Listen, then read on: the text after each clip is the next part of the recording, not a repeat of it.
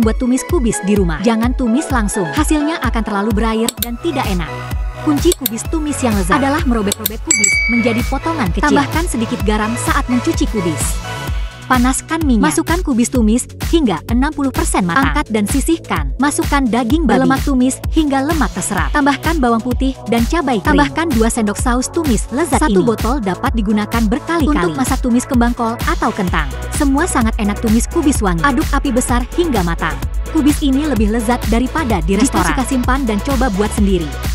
Ini hidangan rumahan yang sering saya buat, sederhana dan istimewa. Masukkan daun bawang dan jahe ke dalam ayam. Jamur, cucupi garam, gula, wolberi, saus tiram. Tepung jagung dan rendam selama 20 menit. Sesendok minyak. Rebus air dan kukus selama 18 menit. Ini sangat lezat, silahkan mencobanya. Beli udang di pasar, jangan dikukus dan direbus. Coba metode saya, kering di luar dan empuk di dalam. Hanya 1 gigitan, semua anak langsung bergegas untuk makan. Bersihkan seperti ini tebas di belakang, agar mudah untuk dicicipi. Tuang langsung ke dalam panci. Tumis dengan api besar, lalu sisihkan. Masukkan bawang putih cincang, tumis paprika hijau dan merah, juga bawang bombay hingga harum. Tuangkan udang. Kunci makanan lezat adalah sekantong bubuk garam bawang putih. Ini juga bisa untuk sayap ayam. Semuanya terasa lezat tertumis seperti ini. Sajikan di piring. Jika Anda menyukainya silahkan mencobanya. Saya membuatnya enak dan bergizi. Potong sayur oyong seperti ini. Rendam dalam air garam agar tidak menghitam. Goreng telur dalam minyak panas hingga berwarna coklat keemasan. Goreng sayur oyong. Masukkan telur dan air, masak hingga mendidih. Terakhir tambahkan garam, lada, bumbu wolfberry. Sup telur sayur oyong sederhana dan lezat, silahkan mencobanya.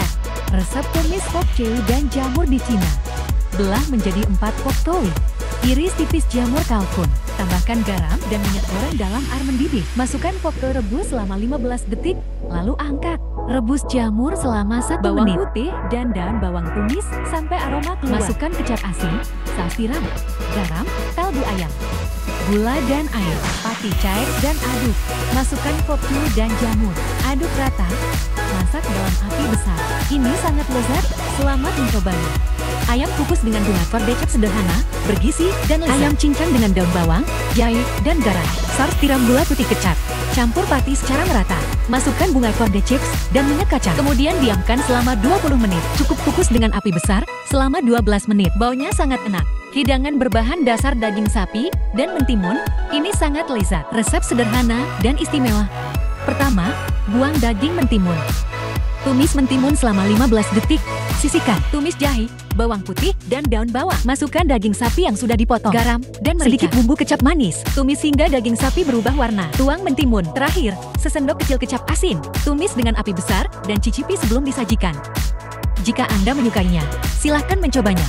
Mari kita memasak. Ini sayuran renyah dan menyegarkan. Pertama, potong seperti ini. Rebus air dengan garam dan minyak goreng. Ini kuncinya agar sayuran tetap segar. Tumis jahe dan bawang putih. Sosis goreng.